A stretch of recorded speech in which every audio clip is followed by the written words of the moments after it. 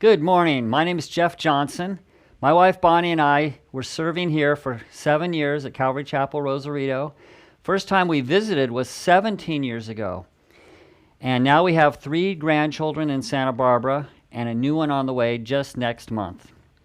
Well, today for our good news, we are looking at Proverbs 31, verses 8 and 9, which speaks of our actions towards the poor. Proverbs 31, verse 8. Open your mouth for the speechless, in the cause of all who are appointed to die. Open your mouth, judge righteously, and plead the cause of the poor and needy. So what are you thinking of when you see a poor or homeless person? So many emotions can fill us. Empathy, anger, sometimes even fear. Often we wonder, how did they become poor? Were they born that way? And we've heard stories of poor people become rich. We've also heard stories of rich people becoming poor. Obviously, we like the poor becoming rich better. But remember, it is harder for a rich man to enter the kingdom of heaven than for a camel to enter the eye of a needle.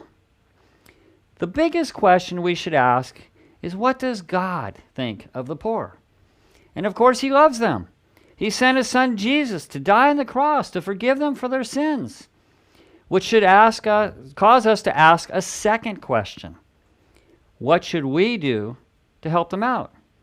Well, our text gives us some thoughts here. First, it says, open your mouth for the speechless. Well, who are the speechless? First thing I think of are babies and abortion. God clearly tells us that life begins at conception. Therefore, abortion is murder. And we should never support in any way, shape, or form abortion, including how we vote.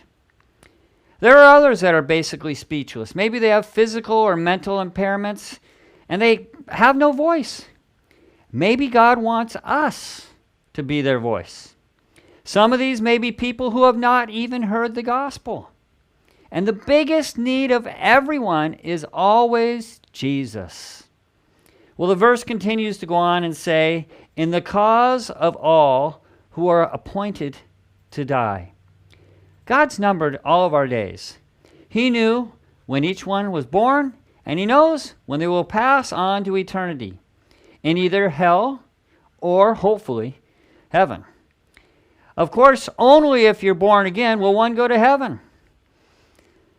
I actually know believers that think if you're just a nice person, you're going to go to heaven. Or if they go to church, they're going to go to heaven. But the Bible is very clear. Unless you are born again, you will not enter the kingdom of heaven. You must be born again. Let's look at verse 9. Open your mouth, judge righteously, and plead the cause of the poor and needy. Again, we're being asked to speak out for the poor and needy on their behalf. We're to help them, not just pray for them, not feel sorry for them, but to open our mouths for them. And again, the best thing to do is to share the gospel. Often the poor are taken advantage of, and education is a fantastic way to help prevent this. But what most people want, unfortunately, is just a handout or money. And I believe this can be one of the worst things. First of all, God created all of us to work, even before the curse in the garden. Working is a good thing. But some can't work, and that's a different story. They should be helped out. But 99% of the time, if you give a poor person or a homeless person money, they will spend it on either drugs, alcohol, or tobacco. None of those are helpful. And often, if you even if you offer them food, many times they won't even eat it. So what should you do? What kind of help is best? Again, Jesus' help. The gospel, a good church, helping them plug into that good church, or even a Christian rehab program can be very good.